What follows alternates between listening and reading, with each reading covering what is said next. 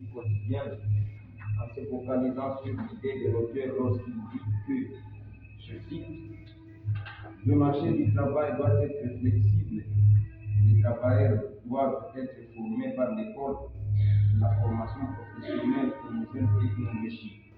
Fin de la citation. Pour dire que notre marché du travail doit certainement s'adapter à toute modification, à tout changement issu de la technologie. On a encore une minute.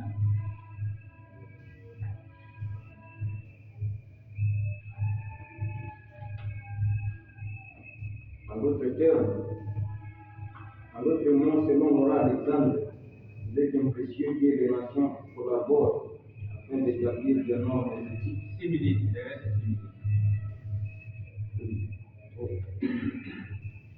Pour le troisième chapitre, nous a amené à faire une appréciation critique de la pensée de notre auteur en relevant les mérites et les limites de son approche sur l'intelligence artificielle à la lumière de ses écrits. Nous y avons découvert que cette intelligence artificielle présente une révolution comparable à celle de nos cerveaux. Elle se croit être au-dessus de toutes les autres sciences. Cependant, il tient à signaler que cela n'est qu'une illusion. Bien sûr que l'intelligence artificielle peut résoudre certains problèmes de l'humanité, or malheureusement, cette satisfaction qu'elle apporte est d'une part éphémère, car elle résout ce genre de problèmes sans toutefois tenir compte du futur, d'où les conséquences haineuses. En d'autres mots, selon Laurent Alexandre, il est impérieux que les nations collaborent afin d'établir des normes éthiques et des lois du jeu équitable pour éviter une course à l'armement technologique qui pourrait avoir des conséquences désastreuses.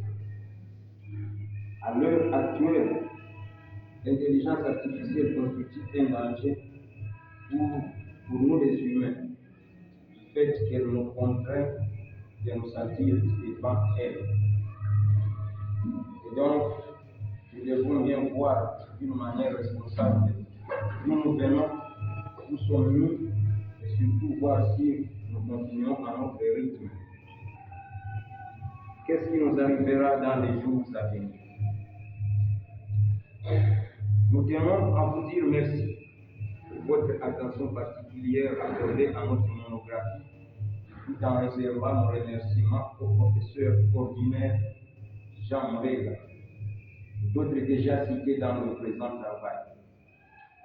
Ne prétendant pas épuiser tous les champs de la recherche dans le domaine de l'intelligence artificielle, nous léguons à toutes les générations futures ces sujets comme héritage, tout en les encourageant à travailler afin de perfectionner leur curiosité scientifique y afférente.